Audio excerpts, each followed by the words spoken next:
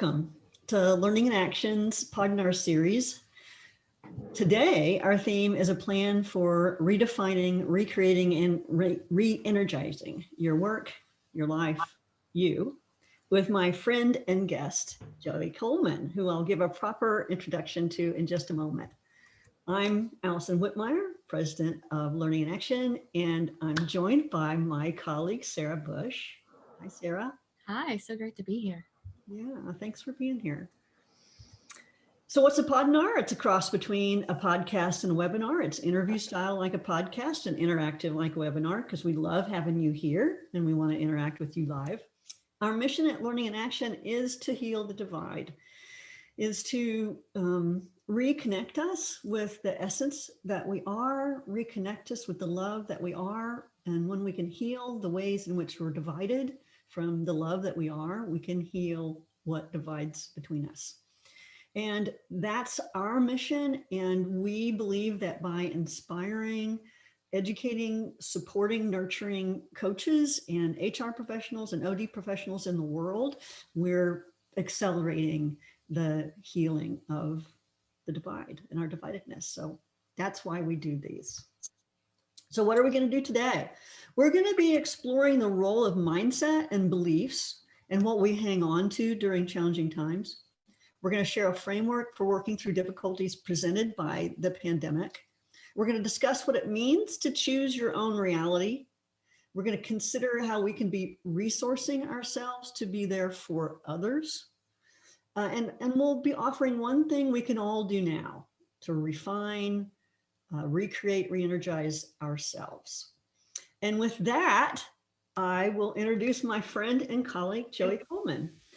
For almost 20 years, Joey has helped organizations retain their best customers and turn them into raving fans via his entertaining and actionable keynotes, workshops, and consulting projects. He's an award-winning speaker at both national and international conferences, competing against New York Times bestselling authors, business leaders, and internet sensations and celebrities. He's also the author of a #2 Wall Street bestseller, Wall Street Journal bestseller, Never You Lose a Customer Again. So Joey, it's so great to see you. Oh, Allison, it's such a pleasure to be here. It's so fun to get to connect with all of you. You know, I've been a big fan of Allison and her work for many, many years. We've had the pleasure to interact in a number of personal and professional capacities. And when she reached out, I don't know that I've responded yes to an invitation to be on a Podinar faster than the message that I got from Allison, because I was like, if Allison is doing this and it's her people and her friends and those who know how amazing she is, I would be honored to be a part of the conversation. So I've been looking forward to this since I hit quickly yes on the reply to the invitation. So thank you so much for having me. Well, thank you. And that's a perfect segue into my next reflection. So as I have thought about our conversation today, something that was just overwhelming in my reflection is, so you and I have known each other for a number of years in a variety of capacities. And what I can say uncategorically is that you are one of the most consistently positive, kind, and happy people I've ever met. Oh, well, you're very kind. I appreciate that. Thank you. And it's not even being kind, because people who know me know I'm not that kind. But I am a truth teller. And that is absolutely so true. And so my question is, like, where did that come from? Like, did you come out of the womb that way? And mom was like, oh, what a happy, positive, kind child. Or did something happen along the way, or a series of things? You know, I think like most of us, the life has been shaped by both nature and nurture. It's been a fun adventure. I think a couple of thoughts on that, if I may. Not necessarily organized, but they combine a couple of different perspectives. Number one, I was blessed at a very young age and continued throughout my life to have the pleasure of traveling, although that's certainly been hampered in the last year. My goal was to always have been to more countries than I was years old. And so at this point in the game, I will be turning 48, and I've been to 48 countries. I had other ones stacked, so we're bumping up against it for the first time in a long time. And so I need to get some international travel on the books in short order. But the reason I share that example is because I realized just how lucky I was to have been born in the United States. And to be clear, that's not meant to be seen as American exceptionalism. It's more of a understanding that by very nature of the lottery of birth, I was born into a place where I didn't have to run from lions to stay alive. I didn't have to walk to a river multiple times a day to get water. I had a roof over my head. And I had many blessings in that regard. And so I think early on, I just realized how lucky I was and fortunate I was just to be here. And so I've tried to maintain that perspective. On top of that, obviously, when we speak more to the way we grew up, I grew up one of 7 children. And so anybody who knows me and knows me well, the idea of flexibility and adaptability was pretty strongly built in, because when you're part of a large family, the plan for the day is out the books is completely off the calendar by 9 a.m. Anything that you had planned has completely been shot at that point. And so you have to have a level of resiliency and adaptability just to navigate that world. And so I think it is a combination of both perspective and experience growing up, and the role that a lot of people played in my life that has given me the opportunity to have a positive outlook on the world. So you and I haven't talked about this much. And in fact, the only time I think I remember talking about it, and I'm hoping I didn't make this up, was years and years and years ago. And I might have made it up. But didn't you spend like many, many, many moons with Tony Robbins? I did. I spent. I was introduced to Tony and his work a little bit later in life, and then it had a pretty profound impact on me. And so I signed up to participate in a program of his called his Platinum Partners Program, which meant I was spending about a week to 10 days with him every month for 18 consecutive months. And as a result, I had a lot of his teachings and kind of his input and that work on personal development, personal growth at a very formative time in my life. It was when from the time I was engaged to my wife Barrett, now wife Barrett, up through our wedding and beyond. So in that year leading up to a marriage, we were doing this work together. A lot of personal development, a lot of growth, and spending consistent time on it for, like I said, a good 10 days out of every month, and traveling all over the world doing that with him and with the other folks that were in the program. So yeah, there've been multiple times throughout my life where I've really tried to double down and invest in things that I thought would help me be a better human, things that I thought would help me gain a different perspective, things that I would thought would help me to invest in my own personal growth and development. And so that's certainly an example of one of those investments I made. Yeah. And it's so easy just as I hear this again to get caught up into, wow, weeks, 10 days with Tony Robbins, and to stop there and go, that's amazing. And it is. But then I'm like, well, like, did you work?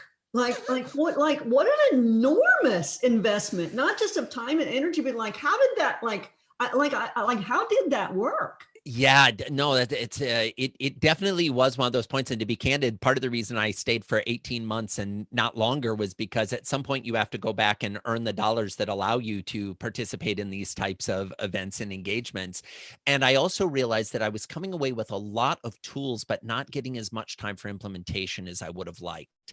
And so I think, at least for me, and I don't know that this applies to everyone, but at least for me, I found that there are places in my life where I'm investing in these type of activities and endeavors. And then there are places where I pull back a little bit and I work more on implementation. And I think as coaches and as leaders, I've been in the position where a client decides to go away, and it's hard not to see that as a loss and a failure.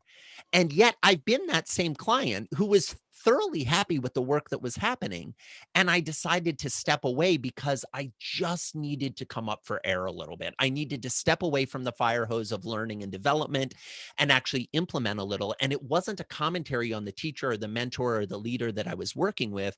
It was more of a commentary on system overload and the desire to want time for reflection and implementation. And so what I might offer is lots of times when we lose a client, and I'm a guy who wrote a book called Never Lose a Customer Again, but I will be the first person to tell you that you shouldn't try to keep all of your customers the entire time. If you're not actively firing customers on a regular basis, if you're not actively accepting the fact that there will be the ebb and flow, they will move in and out of relationship with you, I think you're kind of missing the opportunity to see this from a lens of what is actually in their best service, what is in their best need. And sometimes that's not being in direct relationship with you. And that's okay. It's not a commentary on you, it's a commentary on their humanity. So I'm taking two things from our conversation thus far. One is like the importance, I think for all of us, but I'll for me and for you, of investing in ourselves, like that, and taking a pause. And what I realized that I do, I think even non-consciously, is during times of rest, like during the pandemic, I've doubled down on investing in myself and taking programs and things like that. And the way that is generative in a variety of ways. And the other thing I'm hearing you say is about just the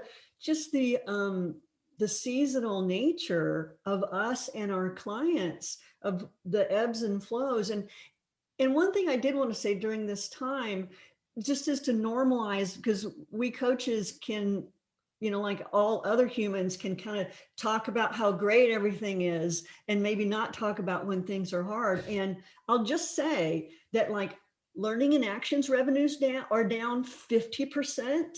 Most coaches I know, their revenues are down 25 to 50%. My coaching revenues, separate from learning and action, are down 30%.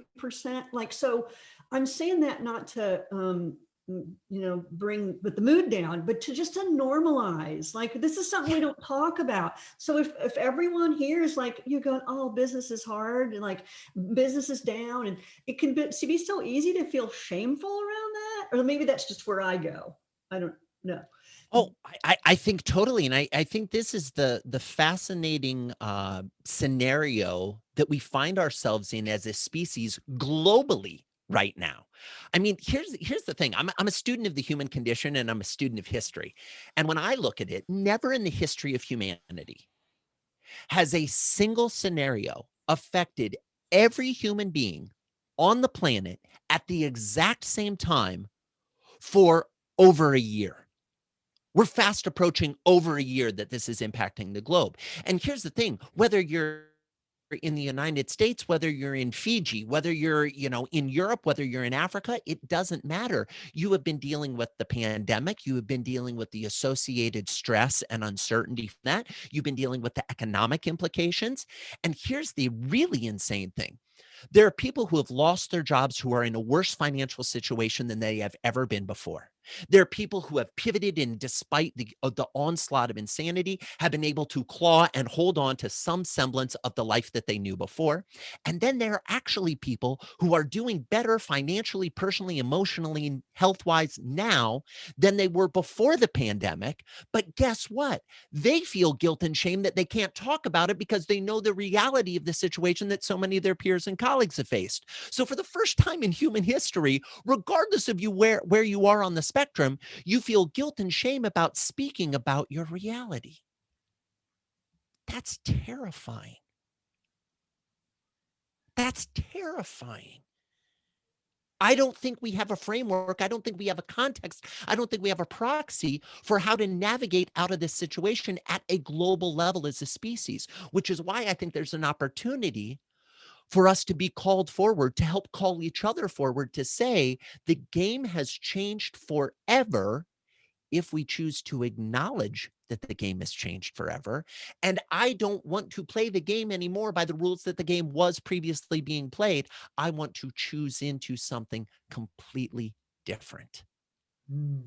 And this is where we have the opportunity as coaches, as leaders, as guides to dig deep and say, how do I want to show up in a pandemic, post-pandemic, in a way that I maybe wasn't showing up before, without any guilt or shame for the way we weren't showing up before, but rather with the opportunity to see I could show up differently now.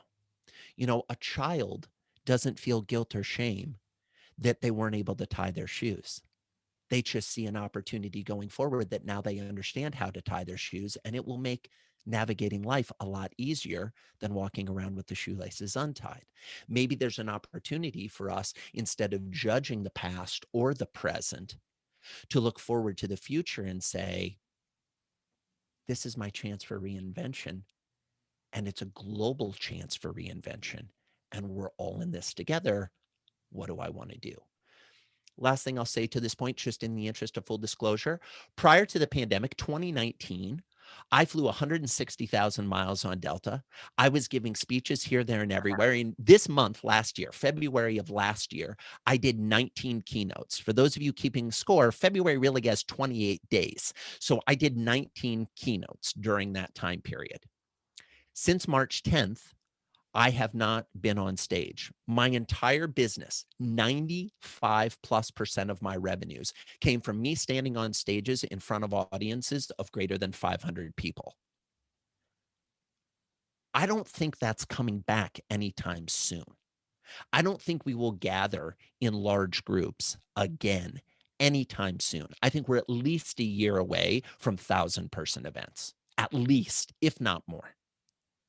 So when you talk about the reduction in your revenues, Allison, I appreciate the honesty, and I'm right there with you, sister. Like, my complete business model had to shift and had to change.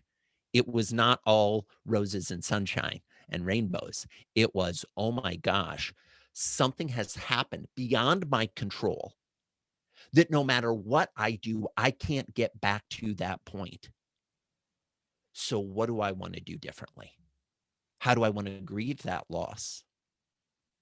How do I want to acknowledge the impact that's had not only on revenues, but on identity? And how do I want to reshape and redefine the situation going forward to allow me some semblance of progress, some semblance of prosperity, some semblance of, recreating the world that I want to live in and that I do live in. Thank you so much for that. You said so much that just felt, as you were talking about it, I just felt myself relax a little bit, like say, this is okay. Like, this is like, he's like just saying the experience that we're all having. So I'm curious, Joey, when it became clear that your world was changing dramatically, like what was going on inside you? If you can kind of remember back to like, okay, you have this realization, life has changed dramatically. I made my revenue this way. I made my livelihood this way. Things are changing. Like, can you talk through like what you felt and what you thought? And then what was the, like the buoyant thing that kind of gave you some hope? Like, how did you go through that? Yeah, so I'm a recovering attorney by nature. I used to be a criminal defense lawyer. The first step is admitting you have a problem, and then there's 11 steps after that. But moral of the story is, because I spent some time as a lawyer, I have a tendency to often come at these things with a little bit of that mindset or those frameworks. One of the interesting things that you learn in law school is that when it comes to testimony from witnesses, if the witness took notes at the time of what was going on, it's called a contemporaneous recording. That is deemed in the court to be more valuable than somebody saying a year later, well, what I remember happening during that car accident was blah, blah, blah, blah, blah. We know that memory fades. that ink fades slower than memory. And so what I tried to do is really record some things that were going on at the time to capture what was happening in that moment. So I actually have a pretty clear idea of what was happening at that time. First and foremost, I was concerned for the physical well-being and safety and health of the people I love the most. Interestingly enough, my last trip was to Washington, D.C. to hang out with a bunch of the people on this call at a comedy event. And as I was flying home from that comedy event, I saw some messages from some colleagues in Italy talking about the insane scenario they were facing. And I realized, again, thanks to my travels and my network of friends around the world, that while we didn't see this as a big problem in the United States, it was going to be a big problem in the United States, and it was coming quickly. So I actually did a layover phone call to all of my siblings and my parents. And I said, this is the freight train that is coming. We need to go get food. We need to go get water. We need to get, basic supplies. Everybody needs to be ready for this thing coming. So my first response was one of, what do I need to shore up for the disaster that is headed this way? Once that was taken care of, it became a conversation of, my business isn't going to be the same. What do I need to do to shore up financially? I am blessed to be married to the most amazing woman in the world. Several of you on this call know her. And we sat down. She's an entrepreneur. She's been an entrepreneur longer than I have. And we sat down and did a practical accounting of where we were financially and what we needed to do to weather the storm. And what we tried to do is imagine, what would it be like if this thing lasted a year? Now, mind you, this is in March when people were saying, well, what if it lasts a week? What if it lasts a month? I've done enough research about prisoner of war folks who basically, if you talk to the POWs, the ones who died were the ones who thought they'd be home by Christmas. That's paraphrasing a comment from Admiral Stockdale, who basically said, look, you need to plan on this thing lasting longer than you want it to, because that will give you the resiliency and the positive nature to move forward. And so what we did is we said, all right, how can we financially shore up and be ready for that to last longer? How can we cut costs? And what can we do to redefine things that we thought we needed to have? Like, oh, I really want to have money in the stock market growing, to, okay, if we do have to start to liquidate things, what might we need to do? The benefit that gave me of having certainty around the reality was huge. See, I think we have a tendency, well, when we get in the conflict, to think, "Oh my gosh, it's going to be so much worse than than we might think," that we miss the opportunity to take stock of what our resources actually are. So here we are now by the end of March. We're shored up for food and water and supplies. We've got an understanding of what our runway is financially for a year. And now I can look at how to pivot and redefine my business, not from a place of scarcity and fear, but from a place of, okay, the basics are taken care of. I know we're going to be okay. Now, how do I want to get strategic? What do I want to do? And I started looking at experimentation. And, a lot of people in the entrepreneurial community, especially, talk about pivoting. Okay, well, how are you going to pivot? Well, having played basketball growing up, pivot usually means you plant your foot and you move in the other direction quickly to throw the other side off guard. Pivot doesn't feel great in uncertain times, at least to me. I don't know which way I want to run. I'm not even sure I want to firmly plant my foot in the ground and twist. Instead, I tried to come from a place of experiment. And what I said is, what are all the things I've thought that I could do to generate revenue that I've decided not to do because I've been too busy or whatever it may be? How could I run some experiments? And to be candid, Allison, I ran a bunch of experiments. Some of them worked, some of them didn't. But a lot of them generated previously unforeseen revenue into my business, which helped shore up some of those thoughts. I now recognize that, okay, if I can cover our monthly expenses with this experiment and not have to dip into those savings, even if the experiment doesn't continue past the end of this month, I've just bought myself one more month. And I quit thinking about, where do I want to be in 10 years? And I started thinking about, where do I want to be in 10 months? And that allowed me the permission to focus on a shorter timeline when usually I'm trying to push towards a longer timeline. And that gave me some momentum to stay positive. I love that. Okay, so thank you so much for that story. Let's go to questions that might have come up in the chat box, and then while we're doing that, if you want to raise your hand and ask your virtual hand, because can't see everybody, and ask a question for Joey, please, you can do that now. Sarah, what questions do we have? Kevin asked, how do you take this new opportunity to create something new and different to more people, not just fellow coaches? I think there's been a lot of tragedy in this pandemic. There's been a lot of pain. There's been a lot of loss. But if you're willing to try new things, there's actually some silver lining too. I had previously, as a speaker, thought, I want my message to get to as many people as possible. And yet I had built a model that I was only able to deliver my message to one audience in person in one city on any given day.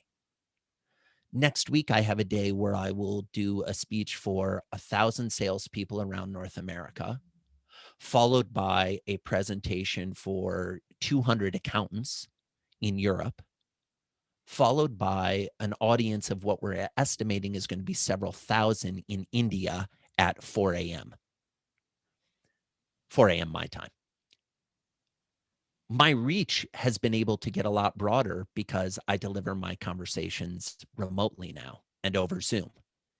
And so when we think out to create something new and different, I wouldn't have been doing as much of this in a pre-pandemic world.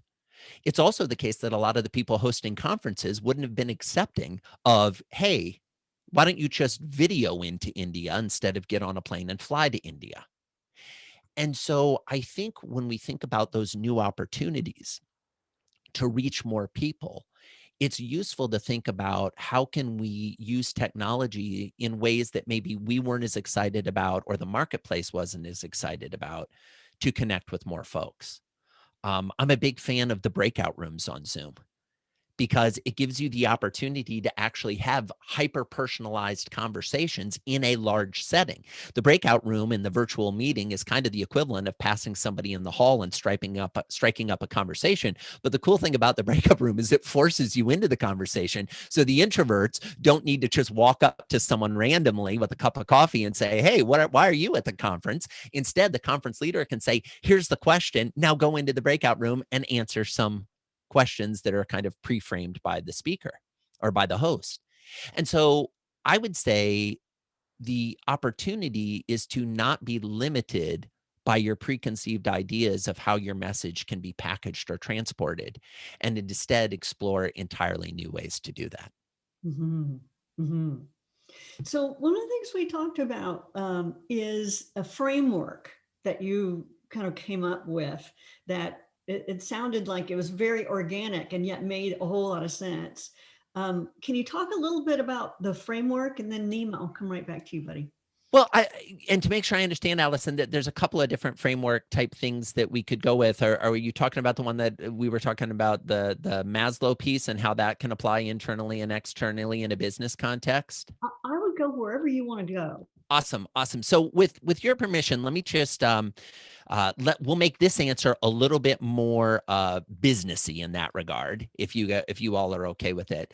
What I'm going to do here real quick is I'll share my screen, and because the majority of you are coaches, you are students of the human condition and psychology like me, you're probably familiar with Maslow's hierarchy of needs. But here's the interesting thing about Maslow's hierarchy of needs. We probably read about it a long time ago and then haven't spent a lot of time thinking about it since, because if we roll the clock back to last February, the bulk of us were firmly ensconced in that blue triangle at the top of self-actualization. All the basics were taken care of. We were just focused on being our best possible version of ourselves. And then the pandemic came along. And what it did is it actually, if we go to the bottom of this chart where we talk about things like air, water, and food, it compromised all of those. We weren't sure if it was safe to breathe the air that we were around. We, our food deliver, a lot of us shifted to food deliveries and were Lysol wiping packages so that coronavirus didn't come into our house. And our castle, our home, became our cage. So literally the core basic elements of humanity that most of us hadn't spent a lot of time focused on or thinking about, had been pretty rote, got called into question. Not to mention all the other levels between the base level of physiological need and the top level of self-actualization. Mhm. So what I would like to do is ask all of you right now, and we won't do a formal poll. I mean, I suppose we could if you want to, Allison, but I'd ask you to think about, where are you currently on Maslow's hierarchy of needs? Do you want Where to do you, put it in the chat box or just think about it? yeah, you can type in the chat box if you want to. You can think about it. It's up to you. But where do you think you might fall? What do you find most of your thoughts focused on? What do you find most of your feelings focused on? Where would you say you are? And go ahead and drop it in the chat. You know, we can do a poll too, if we want to. But I think just dropping it in your chat is just fine for now. So a lot of people coming in the orange, kind of in the middle, which is good because it means we're not at the bottom anymore. We're working our way up. But here's the interesting thing. A lot of us are still operating from that place of self-actualization with our clients. We're like trying to teach them to be the best version of themselves and to coach them and to work with them without acknowledging the fact that we may not be there and they probably aren't there either. So let me share a little data. I did a presentation yesterday where we asked, and we had a quick poll on this, and this is the results that came up. So when I asked, where are you? These are the answers, right? Now, this is give or take about the 50 people who responded quickly before I could grab a screenshot. What's interesting, I was talking to salespeople. Salespeople are really good about seeming like everything's great and positive and optimistic. So this is not a scientific research study by any means. But even with the salespeople, look at the majority of them were in the middle of the pyramid. That's interesting. So now I'd like you to think of one of your key clients. Picture that client in your mind. We'll go back to the chart and imagine where they are. Now, you may know because you've asked them where they are. You may have to intuit and feel into this. But where do you think they are?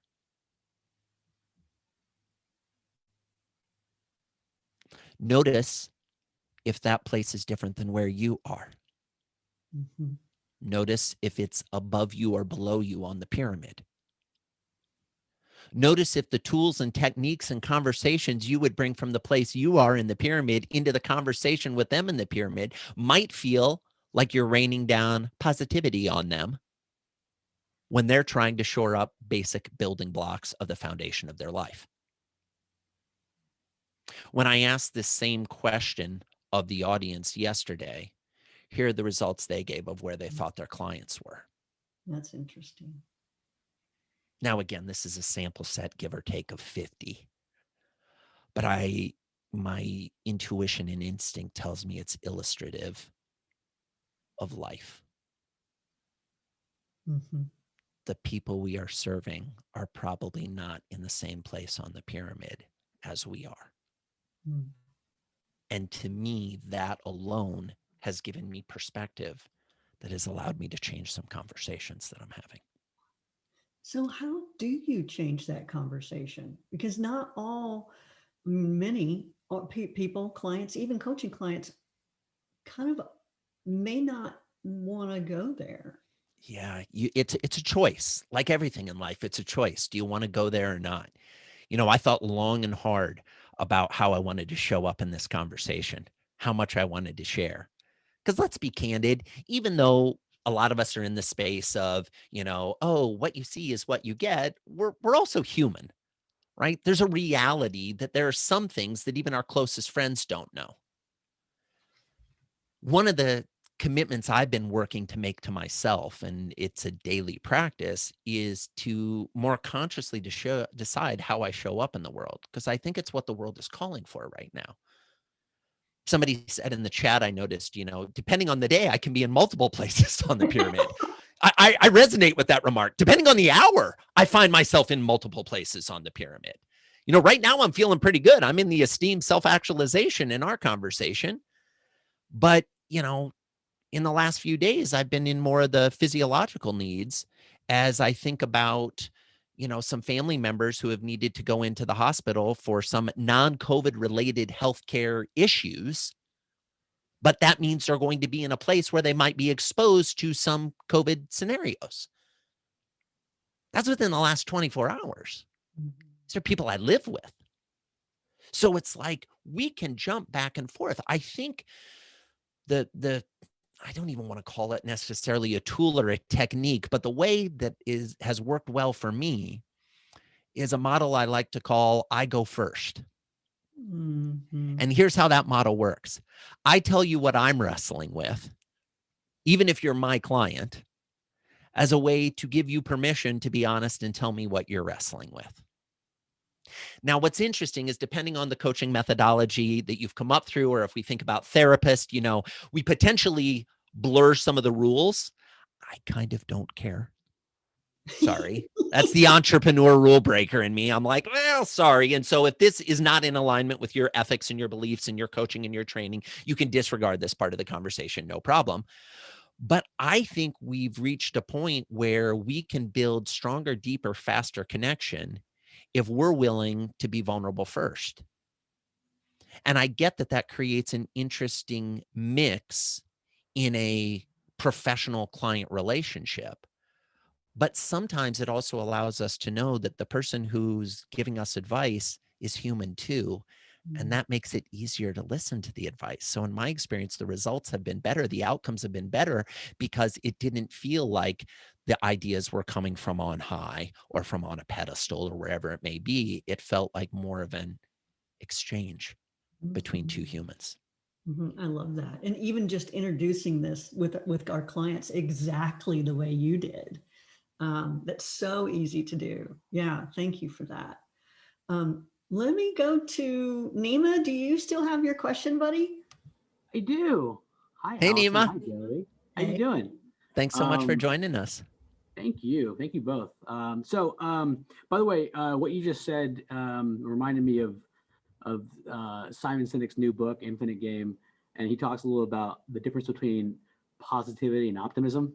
Mm-hmm. And there's a toxic positivity aspect, and the difference I really kind of liked is, optimism is a belief that the future is bright, and it's different than positivity. And if I'm showing up really overwhelmingly positive, and other people around me aren't, I'm probably maybe doing some damage that I'm not aware of. So I love that when you're talking about Abraham Maslow stuff, kind of resonated with me. So this may be related, it may not, and I don't really know how to ask the question. So I'll just share with you what I've been wrestling with. And if you feel there's a question in there, feel free to answer it. Okay. So I don't know if anyone else has felt this, but I've been feeling a lot of cognitive dissonance around the fact that that there have been a lot of net positives as it relates to COVID. And in my business, for sure, even in certain aspects of my life. And so, and I mean, sometimes very literally, there's companies I work with that are in managed services or cybersecurity, and their business has boomed because of it. Even some people who are in home services selling to homeowners, opportunity for me to help them sell digitally. And so, and even though I know that these things are not really connected, there's a part of me that has this like feedback loop of a little bit of like why me, or why people like me are allowed to benefit when other people are suffering, and how do I kind of internalize that into a story where it's been a weird thing I've been struggling with. I don't know how to phrase it, but it's like these things are the impact is disproportionately beneficial for some folks, extremely terrible for other folks, and I don't really know how to tell that story to myself. Mm-hmm. Yeah,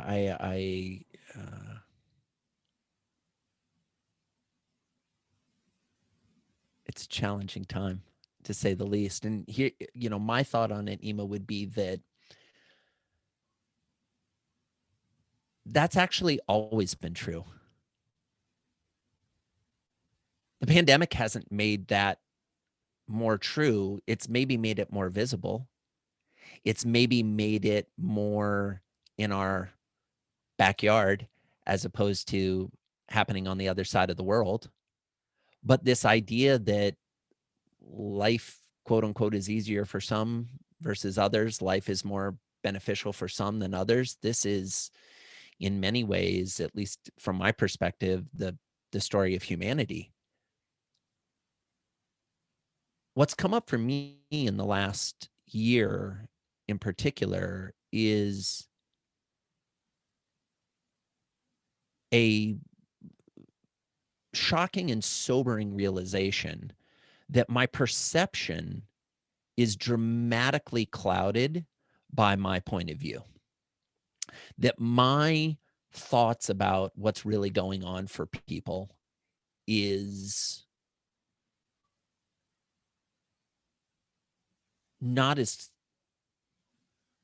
grounded in truth and reality as I might have imagined. So let me, if I may, use myself as an example for that. The first time I really contemplated suicide, I was a sophomore in high school. And I contemplated it because I broke my 4.0 GPA streak. And I thought, well, like all of high school is over now.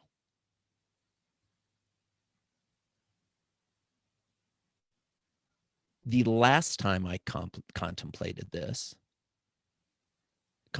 suicide, was in the last 60 days. Now, let's compare that respectfully to the perception that a lot of people have that my life is all positive and rainbows and sunshine and, happy, optimistic.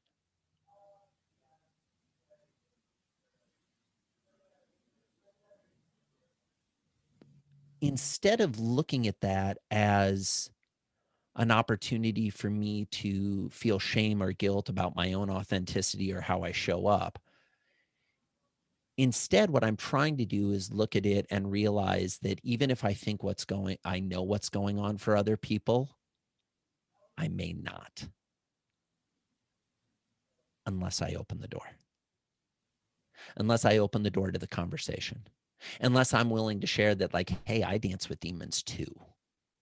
Or maybe it's not a two. How about I just share that I dance with demons and then you get to decide whether you want to share the demons you dance with. And your demons may be different. I see Michael shares in the comments, could this be a form of survivor's guilt? And I think there's a lot of reality there, especially in this era where if we are succeeding, we don't know what to do with that. I was on the phone with a client of mine about 2 weeks ago who his business 4x'd in 2020. It was 4 times bigger.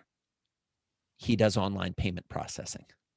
Good time to be in the e-commerce online payment processing business. And he said, but Joe, you're the first person I've told that because I don't have anyone I can share with that without sounding like a complete narcissistic asshole. Huh. Something for us to think about. Yeah. Wow. Thank you so much for sharing so much of yourself, Joey. It's an honor. Thanks. We talked in prep for this conversation around, choosing our reality. What does that mean to you?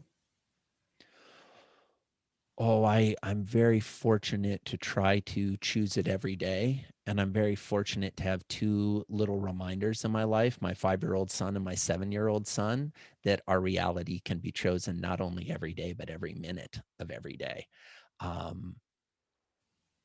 One of the best blessings for me of the pandemic is I'm around my boys a lot more than I used to be. And I'm around for the non quote unquote quality time moments, right? It used to be there was like lots of the quality time moments, but there wasn't as much as of the non-quality time moments, right? So bedtime, bath time, prep again. Right? Like those are fun when it's once a week or twice a week, but when it's every night for a year, it's a little less fun and exciting. And I'm able to witness the ebb and flow more of the reality choosing. I'm able to experiment more with how I decide to show up. And it's not always good. I, have moments where I think, yes, doing a good job as a parent. I have moments where I think, ooh, not doing a good job as a parent. But what I try to do is recognize that the scorecard is a lot longer than we think. See, I think we'd spend so much time in our lives being measured on, and it starts at school at a young age. What did you get on your report card this quarter? I don't know if any of you remember what you got on your report card at any point in first grade, but there was this thought that in first grade, that quarter, that was a marker of your progress as a human and what you were learning and what you were doing.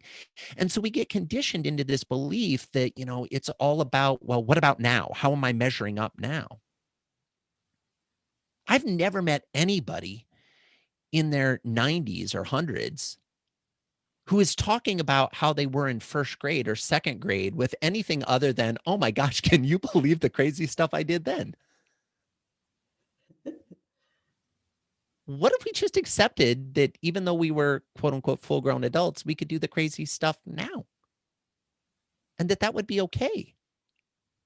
That it doesn't always have to be this perfect version, that there's a benefit in the experimentation. There's a benefit in the trying something new. There's the benefit in the thinking differently, you know? So when I think of my own thing, I've been trying to measure a shorter time frame and a longer time frame. What I mean by that is saying, how is today contributing to the story of my life in general?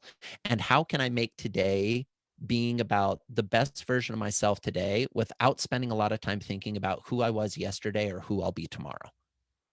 And just try to be in the present the best I can. Work in progress. So if there was one thing everyone hearing your voice today could do to redefine, reinvent, re-energize themselves, what would it be? Oh, knowing some of you better than others, having an instinct of where you are better than others. It's hard to create a singular comment that I think would necessarily apply to everyone. But if I may, I'll make a sweeping stereotype generalization for the type of people that I think probably were drawn to this type of call. The advice I would give is to be much gentler with yourself than you are right now. To be much gentler with yourself than you are right now. I've come to realize in the last year that the voices, plural, in my own head have a tendency to say things and think things and believe things that I wouldn't allow someone with that perspective to sit at the dinner table and express those thoughts in front of my two minor children. And yet I allow them to kick around between my own ears pretty regularly. So I think if we really want to have empathy for others, which I think is going to be the singularly defining human characteristic of the next 50 to 100 years, I think it's the game changer for all business and personal life success, development, and growth. And yet we don't teach empathy. That's fascinating. I'm increasingly believing that it is impossible for us to have empathy for others if we don't have empathy for ourselves. And a lot of coaches talk about empathy and profess that we need to have empathy with others, but I don't think spend as much time thinking about self-empathy. And so I think there's an opportunity to explore and experiment in that area of our lives. Love that. Thank you, Joey. So let's turn it over to questions for our last few minutes together. Who has questions for Joey? And I'll ask Sarah first. Are there questions in the chat box we want to attend to, Sarah? Not at this time. Okay. So while someone thinks about raising their hand, I'll ask a question that was presented in advance when registering. John Sweetum asked the question, what are the top 3 to 5 qualities of high functioning leaders in the year ahead? I came up with my own answers.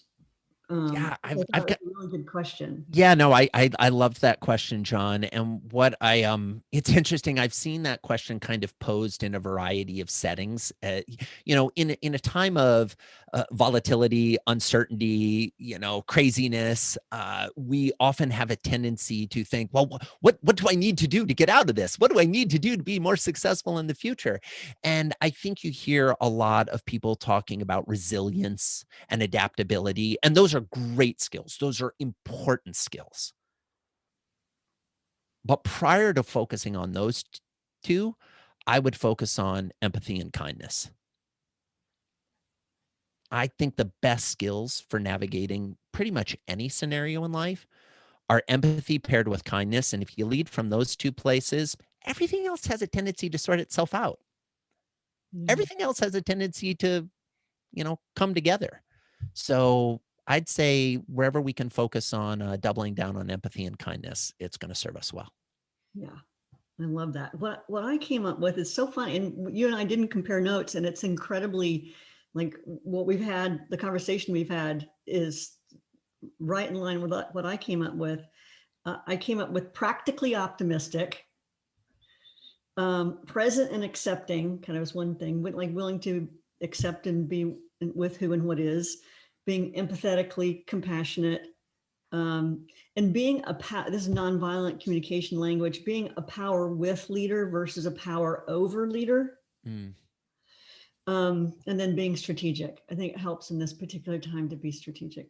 Yeah, So anyway, absolutely. If I may just riff off that briefly, Allison, one of the things that, coming back to that conversation about Tony Robbins that we had earlier, one of the things that I heard Tony Robbins say once when he was talking about leaders is he said, leaders never make it worse than it is, and leaders never make it better than it is.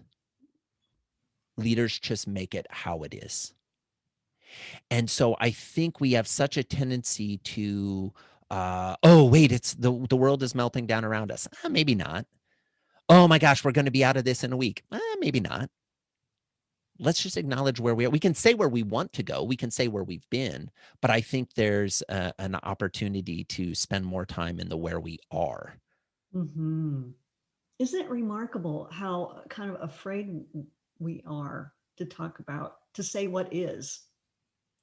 Yeah, and I agree with you, and to a degree, I understand it because we are conditioned from a young age. We live in a society that is very much focused on where we're going.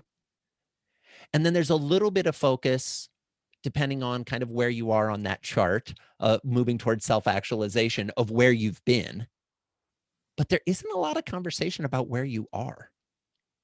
I don't know. Something worth thinking about. And usually the where you are conversation is in the context of either explaining how you got to where you are from your past, or as a marker of the starting line for where you're going in the future, instead of just saying, no, this is actually the only thing that's real, is where we are. Mm-hmm. Mm-hmm. Well, we're coming to a close here.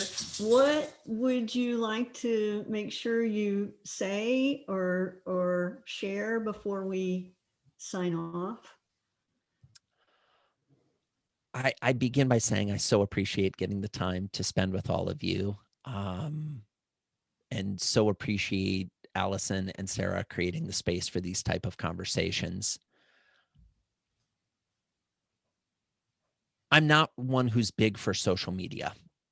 Anybody who knows me, I'm a lurker on social media at best. I rarely, if ever, post.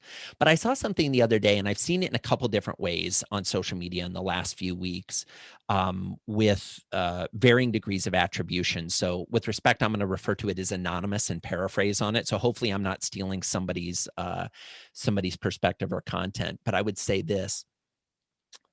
In my experience in the last 30 days, the majority of conversations I've been having with people, I have intuitively felt that they are actually struggling more than they appear to be.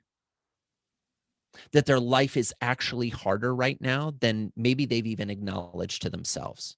This is people from all walks of life. And I think part of the reason is we're beating ourselves up for our lack of energy, our lack of enthusiasm, our lack of progress, our lack of fill in, whatever it may be, without acknowledging the fact that we have been living in a hyper stressed state for a year. It's not you. It's the world we're living in right now. Nothing is wrong with you. You're not broken. You're not proceeding slower than you should. You're not the one who doesn't have the answers. None of us are proceeding the way we thought. None of us have the answers. None of us know what's coming next. And I think the stark reality is that's actually always been true. But now we have the opportunity to all acknowledge the reality and say, where do we want to go from here? So I guess the final observation I would make is be gentle with yourself. Be gentle with the people you love. Be gentle with the people you don't love. And I believe in humanity. We'll all get through this. And hopefully we come out on the other side much better than we were going in. Yeah, I believe that too. Thank you for that sentiment. Love that. Well, we're just going to close with just a few final thoughts. So if you want to know more about Joey, get in touch with Joey. I love Joey's email. Help me, Joey, at joeycoleman.com. Here's where you can find him. If you want to learn more about learning in action and where we are on the socials, I'm not much on the socials either, but fortunately we have people that on the team that do that. If you'd like to know a little bit about learning in action and do it conveniently and inexpensively, we have an on-demand course, Common Coaching Blind Spots, Learning to Spot What Most Coaches Miss. It's an on-demand self-paced course. Maybe Sarah will put that in the chat box if you want to see that link. If you know a little bit about what Learning in Action does and you're ready for more of a full meal deal, you can check out our EQ certification training. And I have to say, and I never at another time in my life would have said this, minute for minute, dollar for dollar, this is the best possible training any coach of any kind could attend. So with that, Joey, thank you so much, brother. I so appreciate you. I'm so glad. Thank you, Allison. Oh, I appreciate it. I appreciate everybody coming and joining us today. And thanks for the great conversation and questions. And I wish you all the best. Thank you. Thank you. And thank you to everyone else. We're so glad that you came. Come back and join us anytime. We are here for you. We will get through this together. We are better together. And we are here to support all of you. So thank you. Thank you.